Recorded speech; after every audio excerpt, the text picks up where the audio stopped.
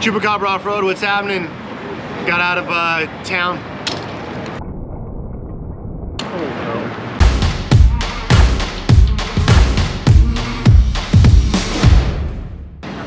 What's happening, Chupacabra Offroad? We left home right before the sun came up. We're leaving the valley and headed to Parker 250s this weekend. Just topping off the race jugs here. Dream come true, first best in the desert race. So Brent and I are hoping to have good action here, make it happen, get a top 5 in the unlimited class. Try not to spill this gas all over myself like I already did. I know I said top 5, but Brent, you want to win, right? We're here to win. Pretty much.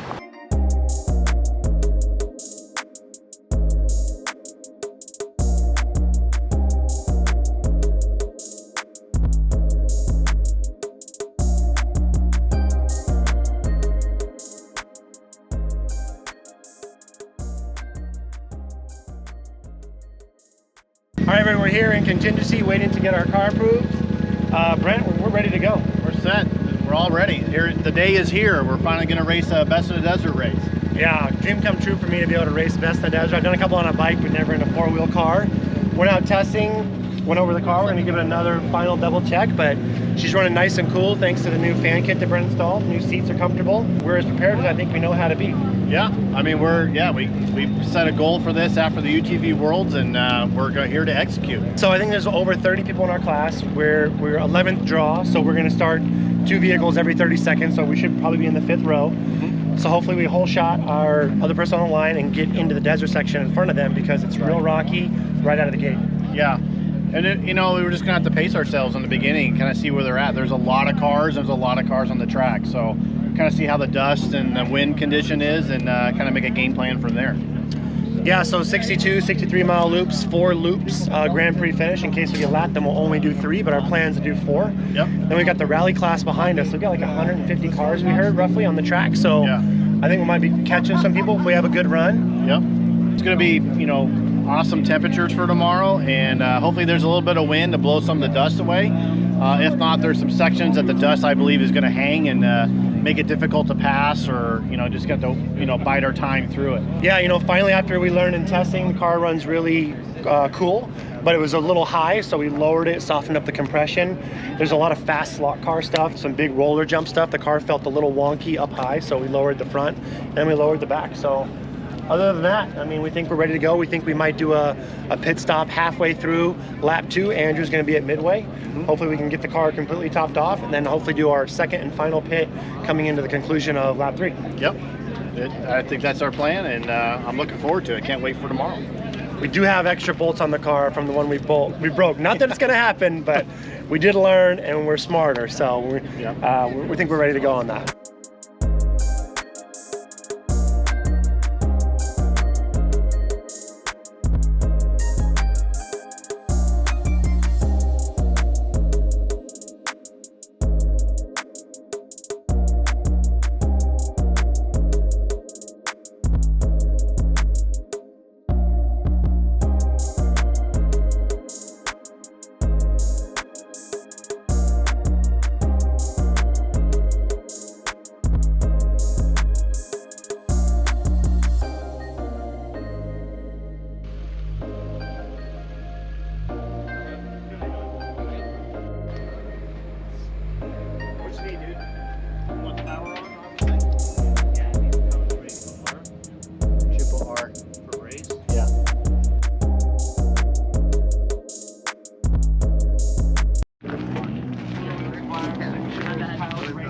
For the fuel stop, I've got some fireproof gloves.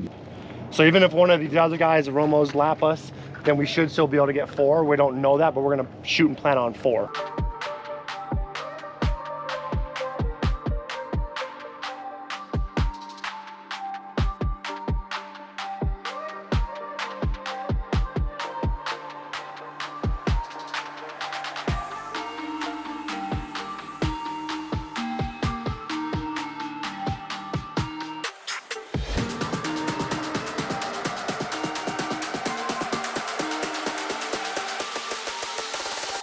Make sure they see you, not that they see you, because sometimes you just have to do what you have to do, but passing is critical, so just be careful with that.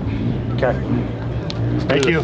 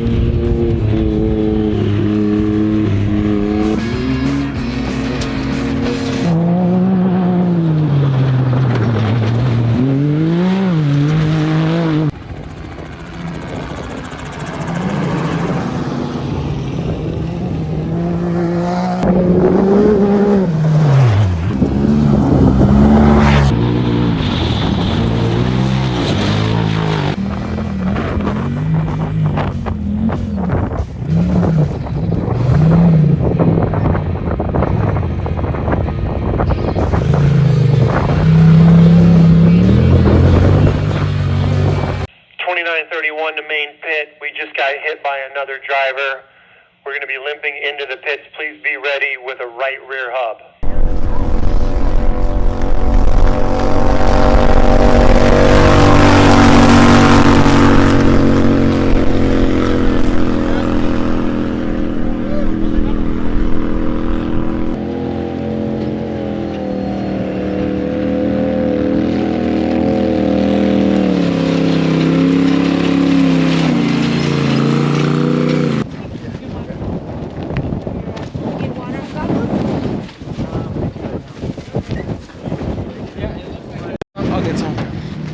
Caught him and passed him, and he came up and he went bam.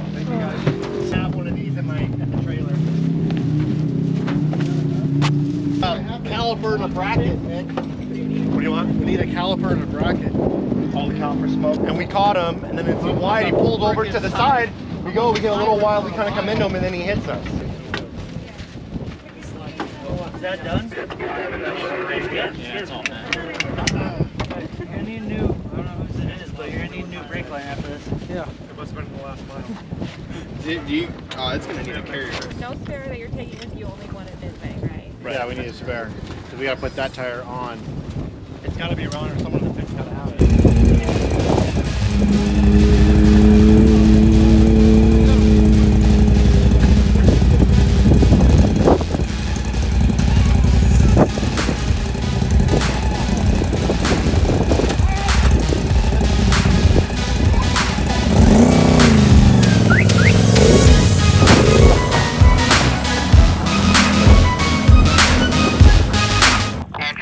Got a copy. 2931 is out. We are done for the day.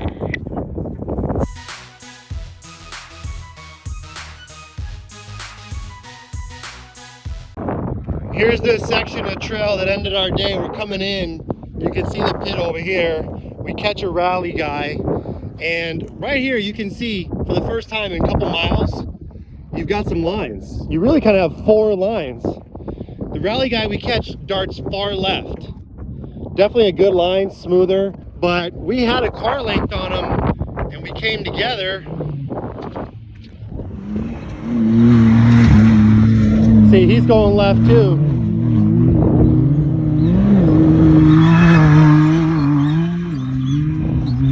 You can see the left line still, these whoops are just kind of face the wrong direction, so it makes your car kick.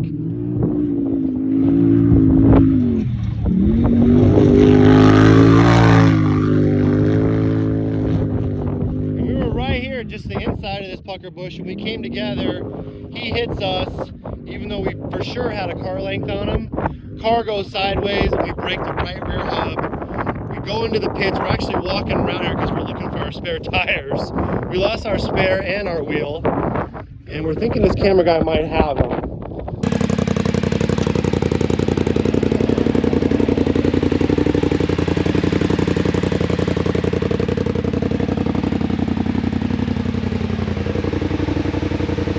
Made it in before dark. Thanks to Brent.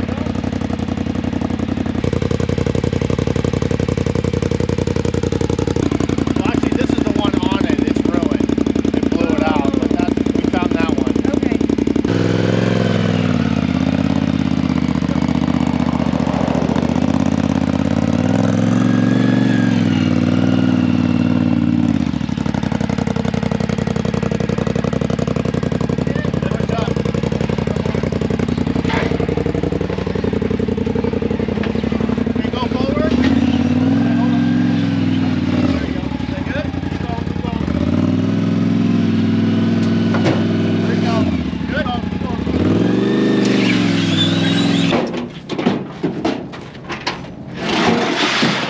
think, you know, after he hit us, it broke the hub. Right. We came in, we put it back together. With us. The front, the trailing arms tweaked right here. I mean, I think everything was compromised. Yeah, I think the 2 miles. this I'm on the other horn. Heim out here completely So pulled he out. went wide and we go. Even and though had we a got it conflict, going, so we I think shot it just across. compromised the outer Heim.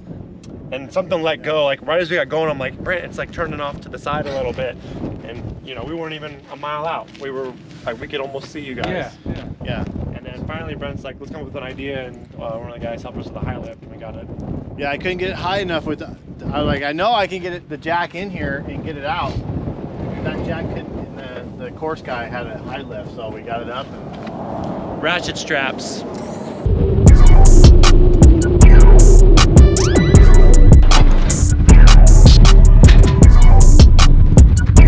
Well, we made it back to camp luckily before the sun went down, thanks to Brent. We had a long day, even though we only made a little bit more than 1 lap, unfortunately. So starting off, we were running good, 11th place start. We're going pretty good. Beat the person on our line, caught some dust immediately. We were just kind of checking the belt temperature, going up that wash. The belt started to get hotter and hotter and hotter. Well, mile marker 20, the secondary bolt backed out, and it backed out and it ate the outer cover, which was bizarre. I've seen it happen one time.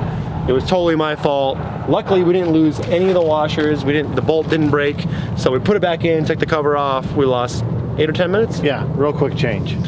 Luckily, we got pulled off in a safe spot. It happened like right after we crossed the water The aqueduct. canal. Yes. And it was in this part of the trail, and we felt the belt go, and we were just cruising. We would have caused the biggest pile up for Yeah. the whole race. Yeah. We were able to get off somewhat safely, got that going.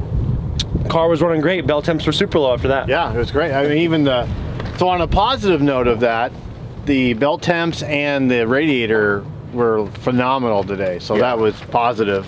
Our car never got above 185. No, never. Which is a huge deal for us. So Yeah. once that sorted out, the belt was good, everything was humming. Bunch of rally guys passed us, non-turbo guys. We just started catching them, reeling them in, getting dust, catch somebody else. Back section was super flowy and fast. Car was a little bit too low to the ground. I thought it was a little bit too soft as well, but nothing big deal, just personal. We'll change for next time. Yeah. And as we're coming into the last finish line here, we caught a rally class guy. The trail opened up.